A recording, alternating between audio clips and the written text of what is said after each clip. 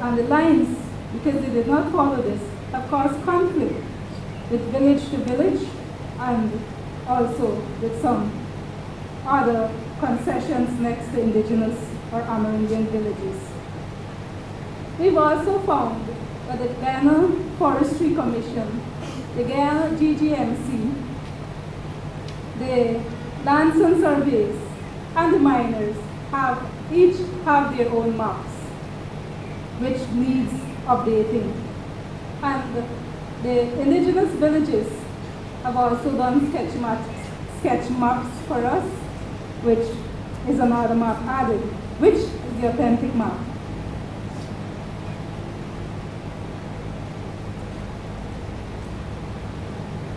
So, come down to more specifics. Cariaco, a village in the Molucca subregion, is without any land title, but mining concessions continue to be granted. Port Taikuma, the rest of the indigenous people there, have no titles at all. And further down, in the Baramita area, there are also major mining problems. The Barama River is polluted, it's contaminated. It was tested for mercury contamination by chopping bus about 8 years ago.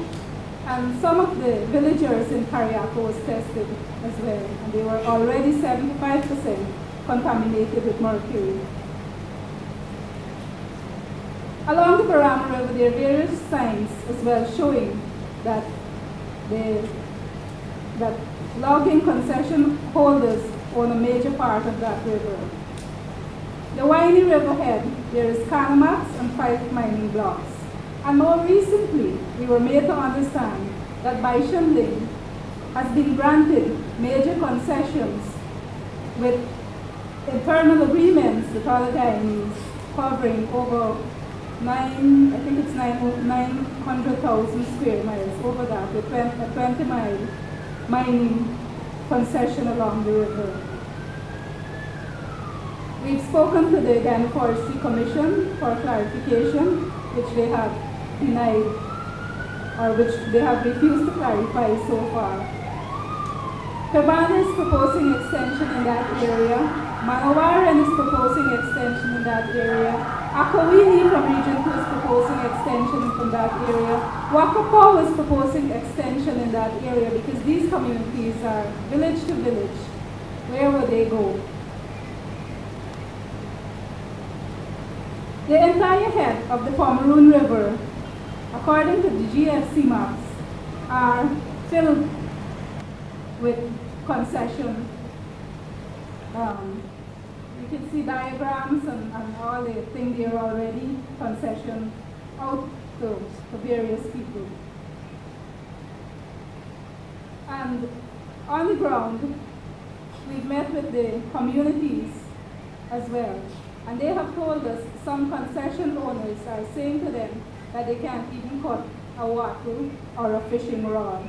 A wattle is a little piece of very slim stick we use for temporary building purposes.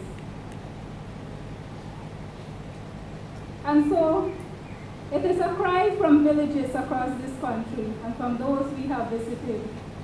How long more would we be able to survive under these restrictions and these conditions? With polluted water, with forests fast declining, with the wildlife quickly going, with contaminated fish, with scarce fish, and now with the climatic change, with long dry weathers and very high floods.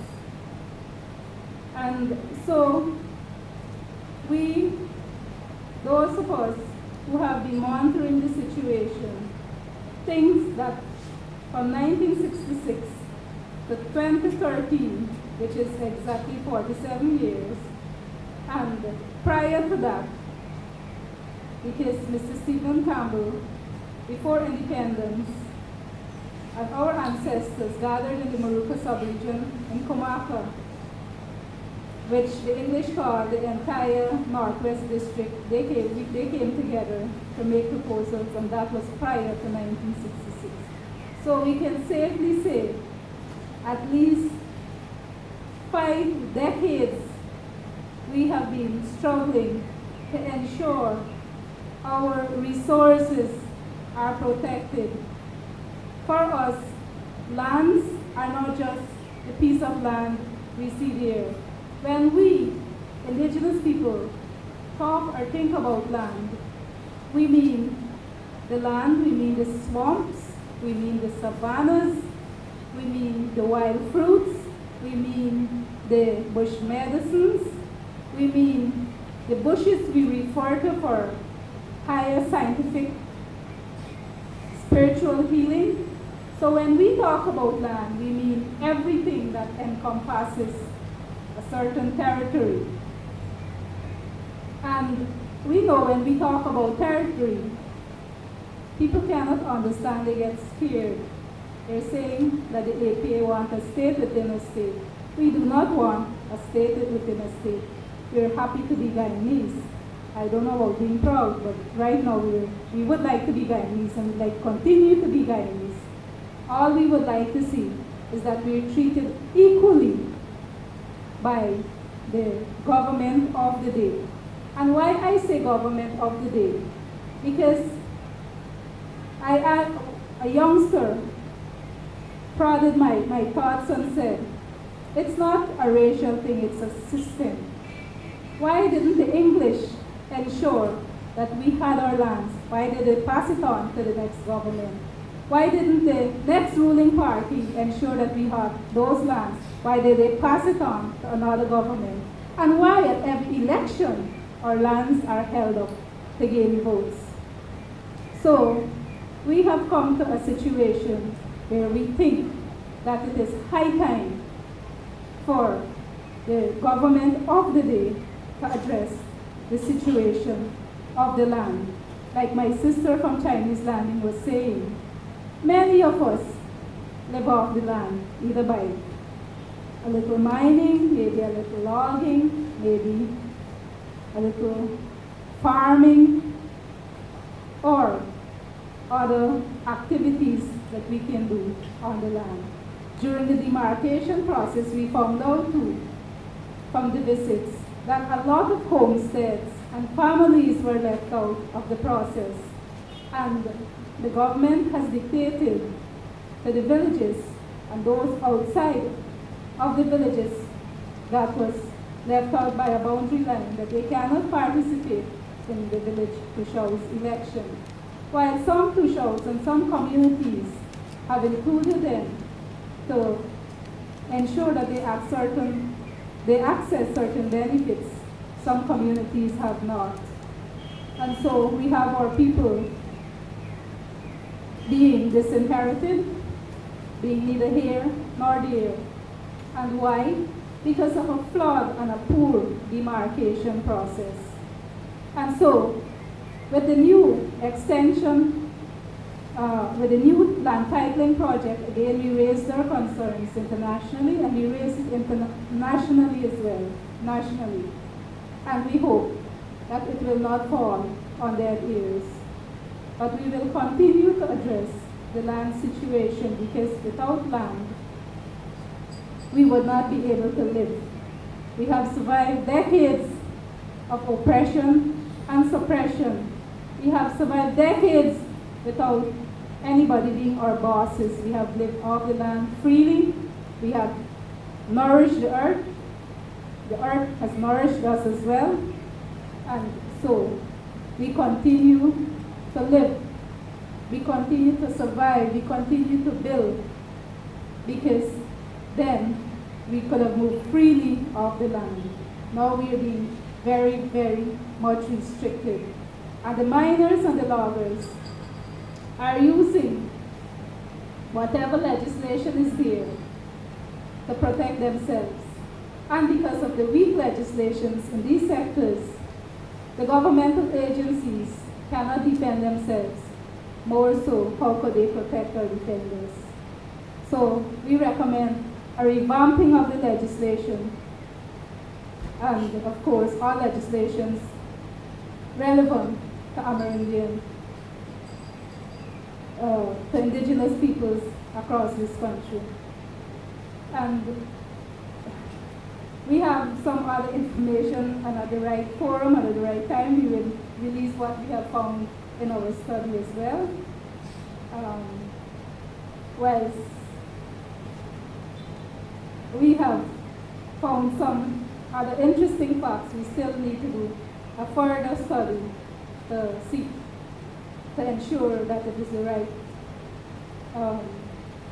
path we're going on, or it is the right conclusion we have arrived at. That's a better statement. So that is briefly what is happening in Regions 1 and 2. Thank you.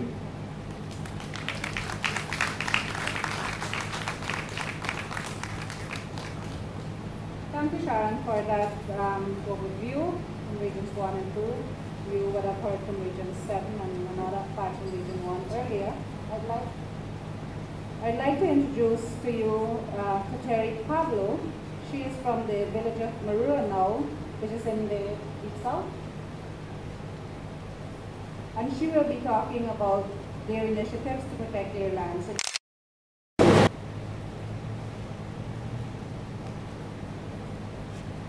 Okay, good afternoon, my brothers and sisters and special invitees. I'm here to talk about our land. I have this book with me.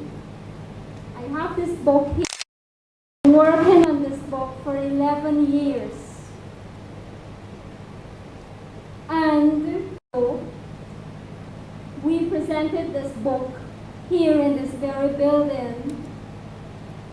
Unfortunately, our special invitees, not all of them did respond to us. But we're still working hard and we are not going to give up. In this document is written in English and Wapishana. So, in this document, we have everything about mining, logging, everything, hunting, how we do hunting, and so on. This is our document, and I will just touch on briefly on mining.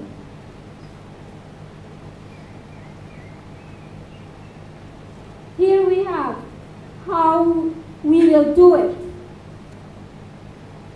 Destructive mining is not allowed in Wapishana Ridge.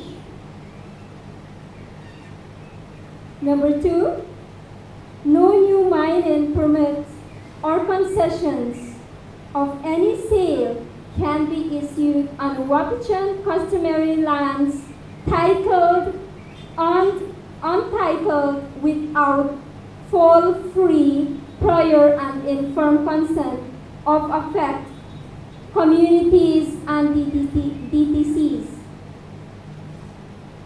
No new forestry and lumbering concessions can be issued on Wapishana customary laws. So this is what we have here, and at the back here I have here the calendar. Wapishana seasonal calendar. Everything is here, how we go about things, how we burn the savanna. Everything is here. So I want to really touch on this so that the governments of Guyana and other agencies to recognize this book. This is our document that we are going to leave behind for our future generations.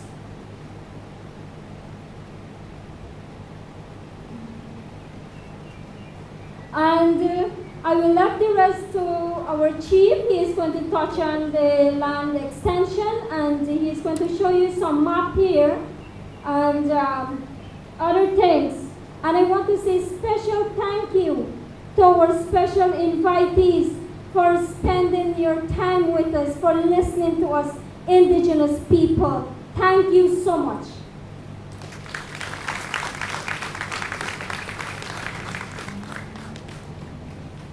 my main voice. This document that Kateri spoke about is the land use management plan of the Wakchan people in the south, which comprises of 17 communities. It took us 11 years to complete a document. And it took 298 inter-community meetings to come to agreements on common resource areas. This is the map of the Wakchan people. This is what the document refers to as the Wakchan weave. What you see here is from the Kanako Mountains coming right down to where we are down here. The ones in the are the ones that the people in the offices of Georgetown feel is good enough for us, without even asking if that is our land. When the Lands Commission report went, the Lands Commission went out to the communities immediately after independence in 1966, this entire area was identified by our ancestors who didn't know about GPS, who didn't know about pencil or paper. They knew it out of here. It was put on record. It is in the Amerindian Lands Commission report of 1969, and there it is. How we were able to do this? We were able to do this because we knew the land. That is where we live. That is where our ancestors lived. Why did we do that? Because that is our initiative of how we will protect our land and how we will develop it and how we see our future generations can benefit from it. But sad to say, we don't even know if our map here look like what the Sinuru map looked like. Because recently when we protested in April was because of mining blocks which was sold through a lottery process which was immediately right down here. I don't have time to show you that map. But what you see here, all here are the extension, which is actually the area which was identified by our ancestors in the 1969 ALC report. This is Atrib extension. This is Parabara proposed title. This is Crowder extension. This is My Village extension. This is Morono extension. That is Shiriri extension. And all the other communities that go down to the Kanako Mountain where you have the protected area that people, participation and whatnot, which was very limited down there.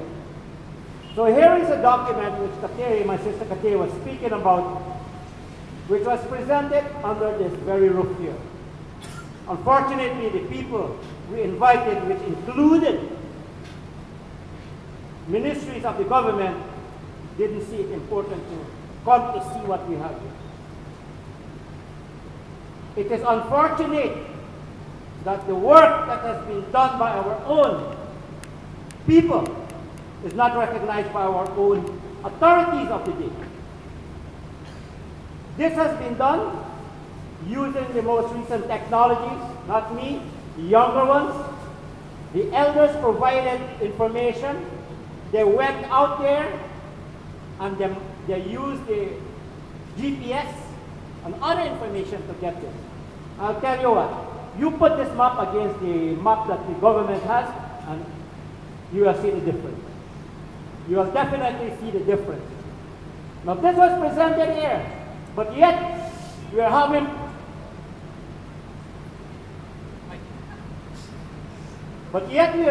problems with all this here being given out either as mining concessions or logging concessions. We don't even know, we are not told. You know when we will know? When people start to come in there, then we will know that our lands were given out. And this is not fair. This is not good enough. And we need people to understand that This has been in the offices. We have given out documents, and they are lying, collecting dust in the offices and the shelves of authorities without them reading this. Otherwise, they would have known about this. But of course, because we did it, and our people doesn't have, they're not certified surveyors, not recognized because of policies and legislation. So I just needed to say this. Thank you so much.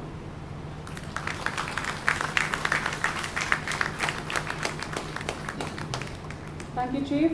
So you can see from that very brief presentation again that our communities have the human resources as well. They have the knowledge.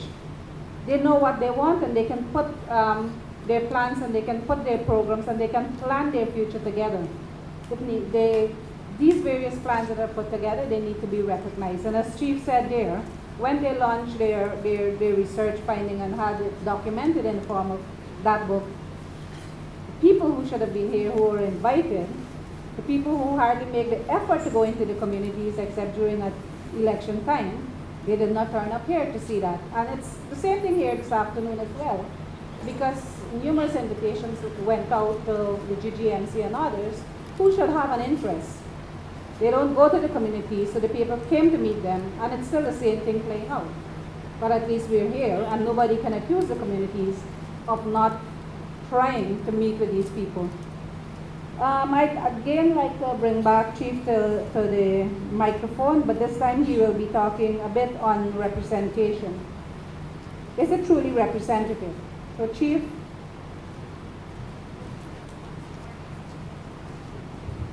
Thank you, Jean. Monsieur Representative, Tiriwana!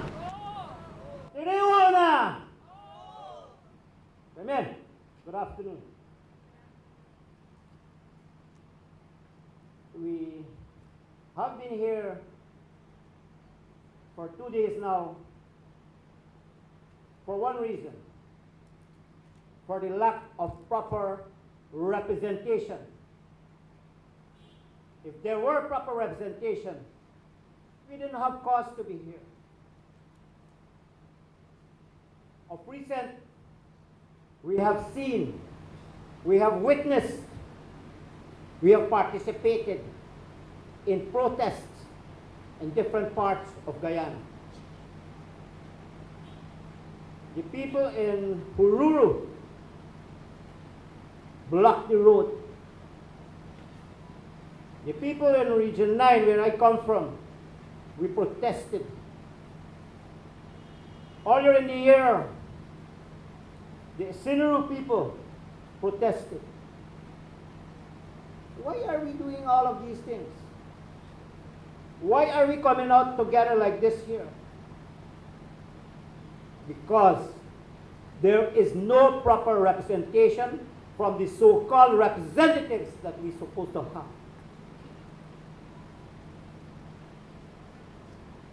From experience, if you are outspoken and you dare to question, you dare to disagree, you suddenly become anti-government, anti-development. That is at your village level. We have seen the importance as indigenous peoples to have proper representation from right there to right up there. So you have village councils. You have district two-shells councils in some areas. In Region 9, we had one of the most powerful regional two-shells council. And then we thought that it's important for us to have a national two-shells council which should have a level playing field where we can discuss, debate, agree or not agree to decisions and processes put on the table. But what has been happening is that more and more the representation of indigenous peoples through their own institutions, traditional institutions, has been downplayed. They have been suppressed because we dare to talk about our rights. We have been hearing about all the problems from yesterday to today that are taking place in communities. and that is to do with our lands. We were fortunate at least to have 2 members of the National Two Shows Executive Committee here this morning who listened to a lot of the concerns that were brought out from the regions 1, 2, 7, and 9 people who are here.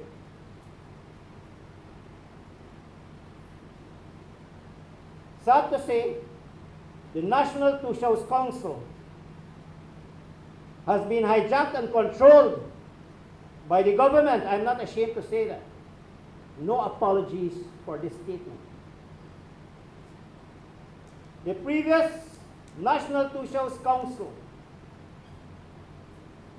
at the international level and even right here in Guyana, said there is no land problem, everything is okay. The Amerindian Act represents and caters for all of these things. But if you listen from yesterday to today to all our concerns here, that is not the case. There are very important forums that take place nationally and internationally. But what kind of or what type of representation do we get out there? I wish to speak about a very recent experience at the recently concluded United Nations Forum on Indigenous Issues in New York in May. I happened to be there. Another friend of mine from another sister organization to the Armenian People's Association was there. Another colleague from another institution in the north, in the Rupununi, in Region 9, was there. And I see a very good friend and representative as well, David James, who was there with us as well. And what did we find there? We found 2 different sets of indigenous people at the forum. You had one which was led by the Ministry of Amerindian Affairs, who actually controlled the chair of the Indigenous Peoples Commission, who actually controlled the National Two Shows Council chair as well, making representation which did not reflect what is coming out here. Is that proper representation? The Amerindian People's Association and the Guyanese Organization of Indigenous Peoples made a joint statement, and that joint statement spoke only about one thing: lands and the recognition of indigenous rights in Guyana. That is all that was spoken about. And that was downplayed in a statement which was claimed to be written by the chair of the National Two Shows Council. A little board later told me when I came back to Guyana that the chair admitted that he was not the one who wrote that statement, but yet it was read on behalf of the National Two Shows Council, which meant that statement reflected what we agreed to come out there. And that is the kind of representation I would like to talk about. Why are we not allowed to speak freely? Why must we be controlled when we try or make attempts to make sure that we continue to enjoy what our foreparents enjoyed, what they handed to us? And the question is, what's going to happen to our children?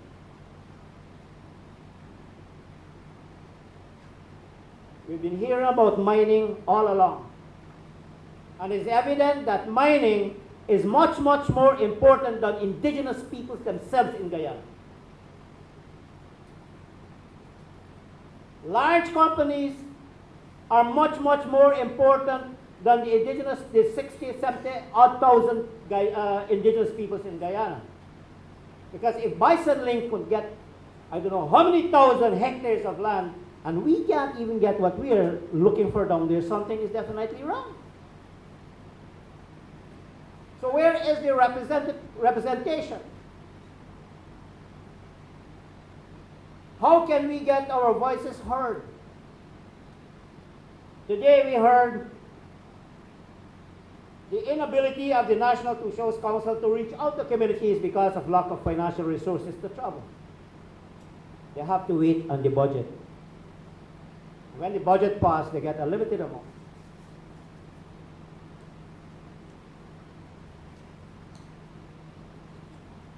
The National Two Shows Council, which is the highest level of representation, should be an autonomous body. Should be the people who would sit on a table like this here along with ministers, government ministers, government officials, other agencies, donor agencies, and talk on an equal footing, on a level playing field. But the housing of the office for the National Two Shows Council, which is now in the Ministry of Amerindian Affairs, should not be allowed. They should be independent and have their own secretariat. Is there a possibility? So our friends who spoke earlier on, thank you for such a wonderful message for tomorrow, that you can support or help the National Two Shows Council to find financial resources to establish their own secretariat. So that they can be independent and be able to make the kind of representation that we would like. Is there a possibility? How can we work towards something like this here, rather being a hand over us all the time? Oh, don't go there, come this side here. No, don't. Yeah. It cannot work. As human beings, we have rights. And our rights must not be trampled on. And we must not be, our interest should not be shown only during election and campaign time.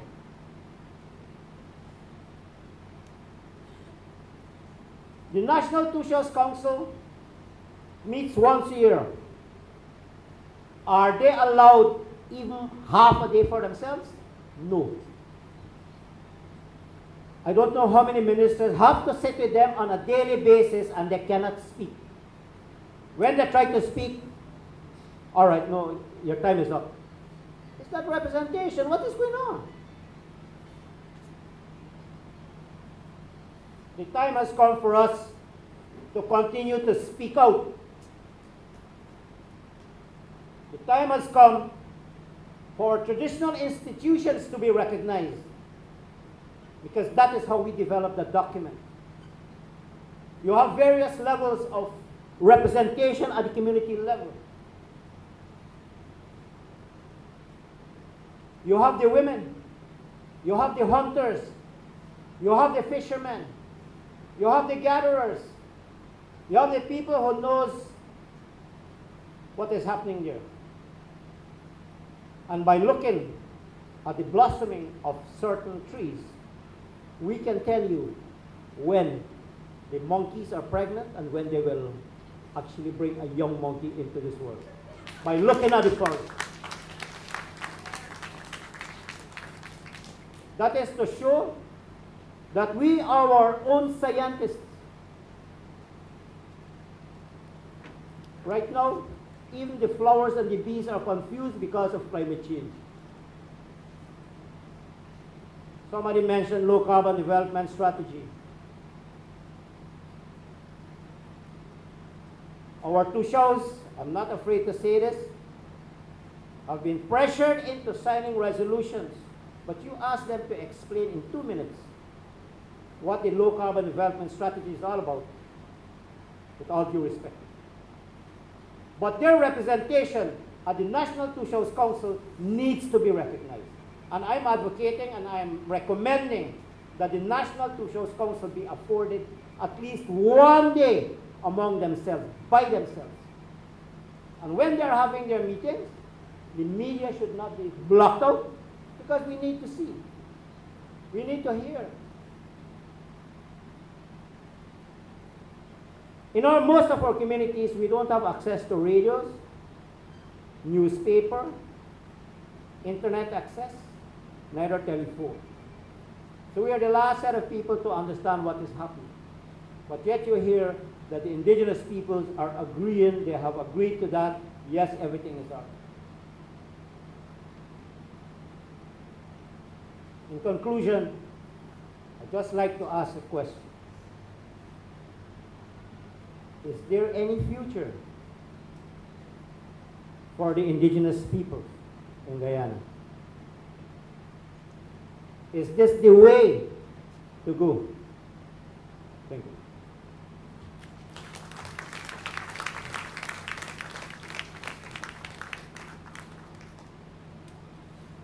Thank you, Chief.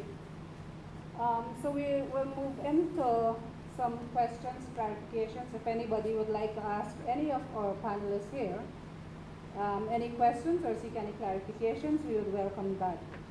Just before I do that, however, I want to ask our Indigenous representatives from the various regions. You heard Dwight made his recommendations. Do you agree that we move forward with those recommendations? Do you agree that we move forward with those recommendations? Yes. Thank you. And again, before questions, I would just like to point out that we're gathered here. We're gathered here through the encouragement of the village, the residents, the village council, the Tushao of Isenaru. They felt strongly enough. They asked the AP to collaborate with them. We willingly accepted. Other communities willingly accepted to join the struggle as well. But it's mainly because of the encouragement from the Ancestral Village Council that we hear. So I'd like you to give them a big round of applause. Prepared to offer whatever support we can on this issue. There's just one particular thing I would like to draw to your attention. You may well know about this, but it surprised me when I discovered it. And it's an article in the mining law, which I hadn't realized was there. I read it briefly to you. This is Article 111 of the Mining Act, which says, for the purposes of this act, meaning mining, all land occupied or used by Amerindian communities, that's occupied or used by Amerindian communities, and all land necessary for the quiet enjoyment by the Amerindians of any Amerindian settlement shall be deemed to be lawfully occupied by them. I find this stunning in terms of the breadth of support this gives to the claim of immemorial possession of land. And I've not seen this particular article used very much as a tool to promote the claims that we're talking about here. I just draw that to your attention.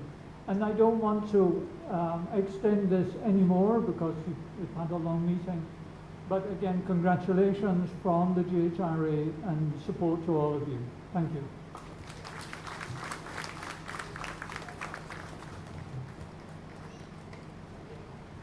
Thank you, Mike.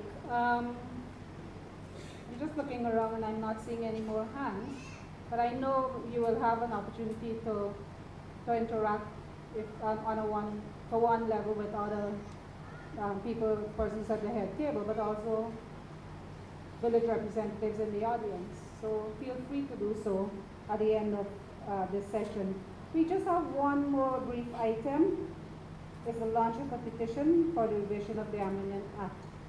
I'll ask Sharon Atkinson, Jean Sharon Atkinson, who is the president of the APA, and Laura George to do their bit on this petition for the revision of the Amerindian Act. Sharon and Laura.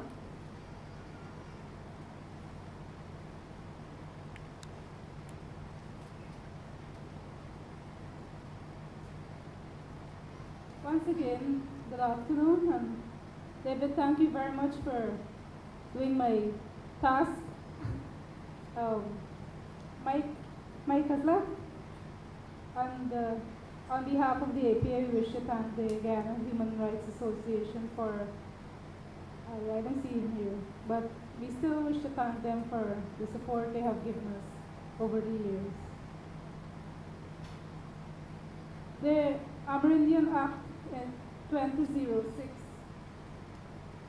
Yes, there was widespread consultation across Guyana, and that is part of the truth. The government says that the APA led the consultations, and we were right across the country and we collaborated. The consultation part, that is true, that is half of the truth. The next part is that we did not give our consent to what is in that act, because there are many recommendations. Our days of sitting together and moving from village to village, our days of coming together regionally, workshops, to come up with the right words in English to ensure that our rights are protected. It was not enshrined in that act. So many of our recommendations did not make it into that act. Whoever were the drafters ensured that this did not happen. Whilst the lawyers that drafted the act and the minister of the day and the government of the day continue to say that the act fully protects us, we by experience know this is not so. One of the recommendations we made was that a tribunal should be established to deal with the land situation made up of Amerindian people we trust and we have confidence in, of course, government officials and other independent persons. However, this does not happen when Laura takes you through the parts of the act, because it will take us another 3 days to go through it in detail. We will see, however, that one minister has all the decision-making powers where our lands are concerned. And there is a procedure which restricts us in who and how we get lands. And if the access, one minister decides how much we get as well. So for us to be placed in the hands of political appointees who only represents their interests, for us as a nation, as a people, it does not spell good for us. And so, whilst the bill was being tabled in Parliament in 2006, we had what the newspapers, the independent newspapers described as a marathon protest outside Parliament against that bill being passed or assented to.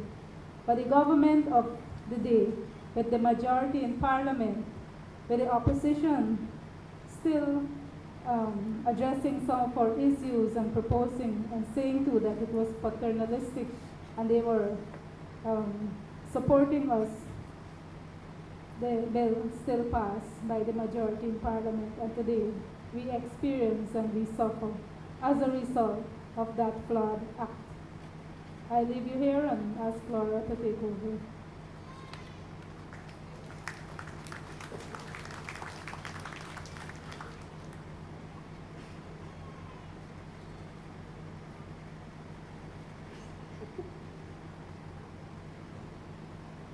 Thank you.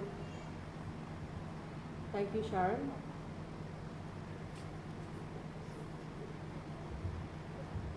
Thank you, Sharon. I apologize for that. Good afternoon, special invitees, brothers and sisters.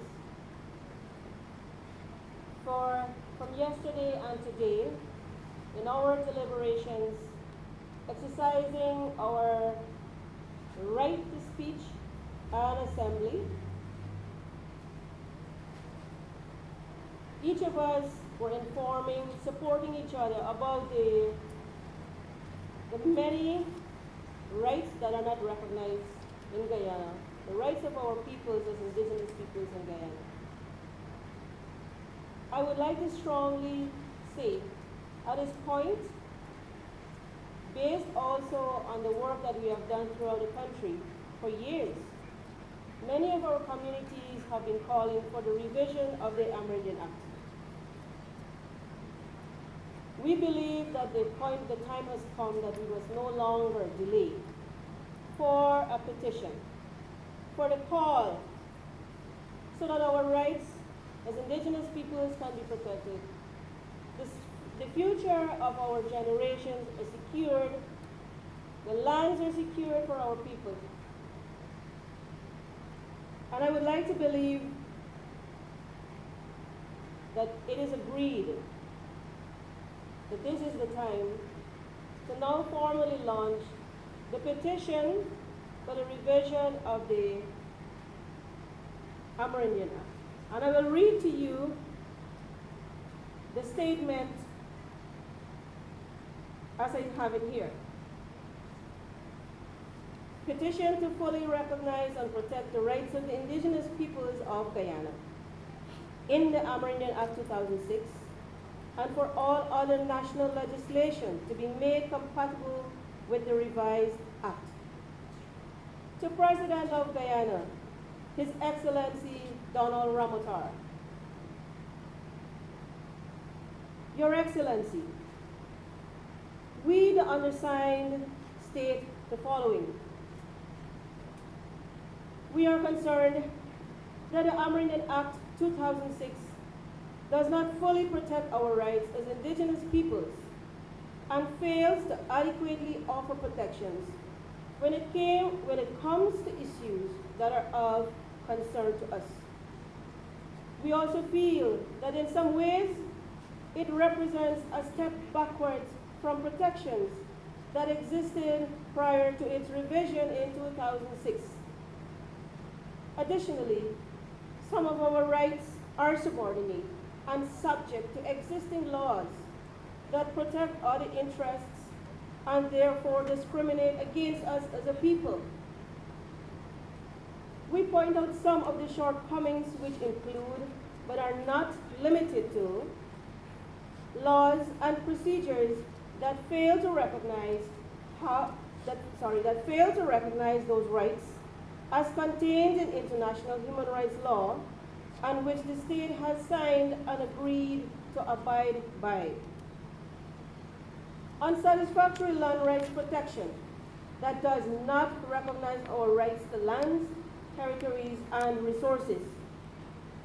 Incompatibility with other laws, and the subjecting of our rights as a people to those of other interests. Your Excellency, prior to the revision of the Act in 2006, our communities were concerned that our rights to our traditional lands and territories were being undermined. We are referring here to the lands for which we do not have titles, but on which we have lived and used for generations, for various purposes unique to us as a people.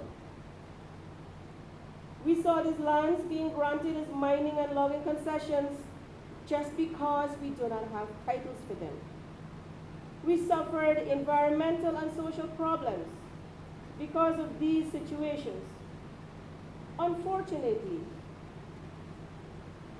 with the revised Act 2006 coming into being, we have not seen any positive changes in this regard.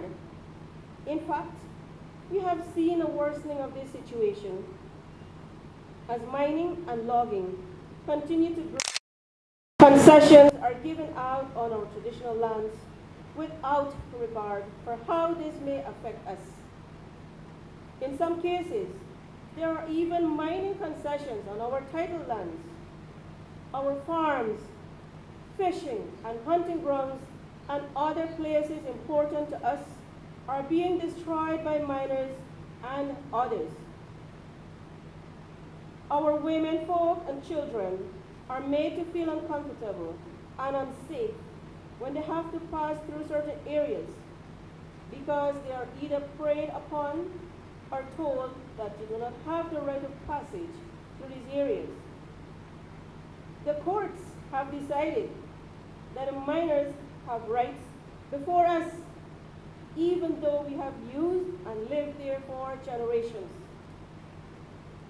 Your Excellency, we are seeking to be respected as a people, not as an interest group who in some cases are accorded more rights than us. We understand that the state has to benefit from the wealth of natural resources, but we do not understand how this has to be at our expense. We ask, how can the financial gain of an interest group be given priority over our lives as a people? For us, our land is not simply the means to material wealth, it is our life source, as the waters and forests sustain us and will have to sustain our generations to come. It impacts our culture and our economy, among other things. We are asking that our culture and way of life be respected by the state, ensuring that the relevant laws are properly in place.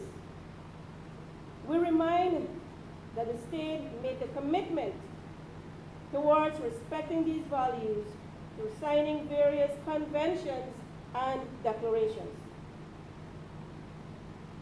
Why is the Amerindian Act important to us as Indigenous peoples?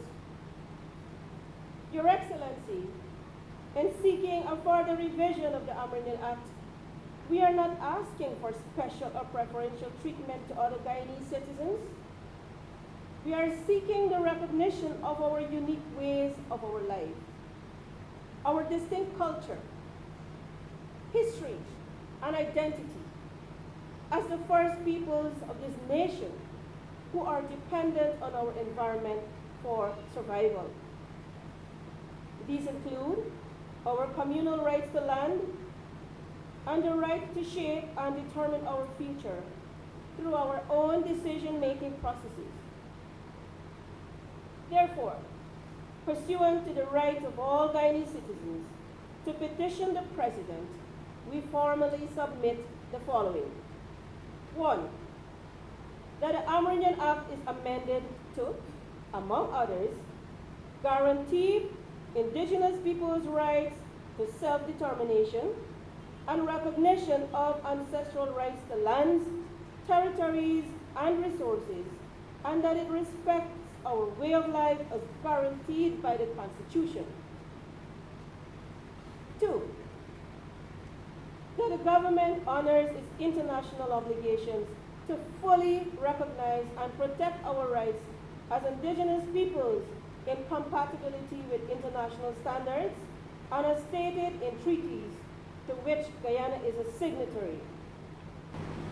3, that other national legislation be made compatible with the Act once it is revised, and that these legislations similarly recognize and respect our rights and provide adequate protection. 4, that a system for revision of the Amerindian Act is developed with full participation of our selected representatives. We, the following Indigenous persons, communities, and peoples in Guyana, are calling for the urgent revision of the Amerindian Act 2006. Petition for the amendment of the Amerindian Act 2006, ladies and gentlemen.